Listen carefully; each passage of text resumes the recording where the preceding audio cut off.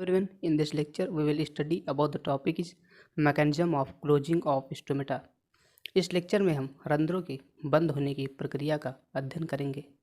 इसके पहले लेक्चर में हम रंध्रों के खुलने की प्रक्रिया को पढ़ चुके हैं। इस लेक्चर में हम रंध्रों के बंद होने की प्रक्रिया को पढ़ेंगे। यहाँ पर सबसे पहला पॉइंट लिखा है stomata closes during night time due to absence of light. प्रकाश की अनुपस्थिति के कारण रंध्र रात को बंद हो जाते हैं। During night time availables carbon dioxide water. रात के समय कार्बन डाइऑक्साइड और जल पाए जाते हैं जबकि लाइट की अनुपस्थिति होती है। Due to absence of light the process of photosynthesis does not takes place. प्रकाश संश्लेषण की प्रक्रिया प्रकाश के न होने के कारण नहीं होती है। प्रकाश संश्लेषण प्रक्रिया की न होने के कारण ग्लूकोज का निर्माण पत्तियों में नहीं होता है। During night time carbon dioxide water react together and forms carbonic acid. रात के समय कार्बन डाइऑक्साइड और जल आपस में क्रिया करके कार्बोनिक एसिड का निर्माण करते हैं। Due to formation of acid in guard cell become acidic. अम्ल का गार्ड सेल में बनने के कारण गार्ड सेल एसिडिक हो जाती है।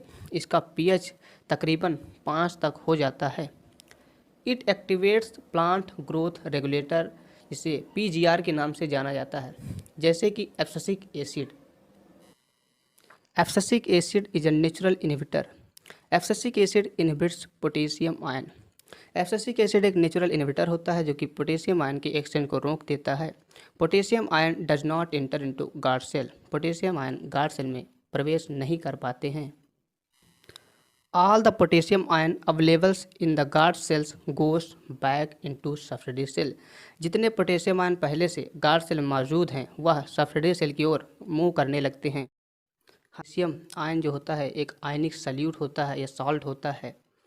आयनिक सॉल्ट का गार्ड सेल से सब्सिडी सेल के ओर जाने के कारण सल्यूट का कंसंट्रेशन गार्ड सेल में कम हो जाता है, जिससे वाटर का पोटेंशियल बढ़ जाता है। वाटर पोटेंशियल का अर्थ होता है कि वाटर मॉलिक्यूल सल्यूट से पहले बाइंड थे। जब सल्यूट गार्ड सेल से सब्सिडी सेल में चला जाता है तो वाटर मॉलिक्यूल फ्री हो जाते हैं। फ्री इनकी मूवमेंट होने लगती है, रैंडमनेस इनकी होने लगती है। इसको हम वाटर पोटेंशियल के नाम से जानते हैं। Water moves from guard cell to subsidiary cell. Water अपनी हायर कंसंट्रेशन से अपनी कम कंसंट्रेशन की ओर मूव करने लगता है, यानी कि सब्सिडी सेल की ओर मूव करने लगता है।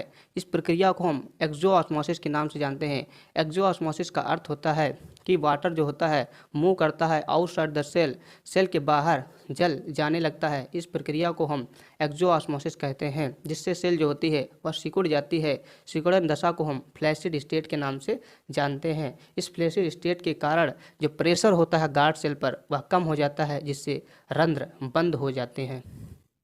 जैसे कि यहाँ पर क्लोजिंग ऑफ स्टोमेटा का डायग्राम बना है।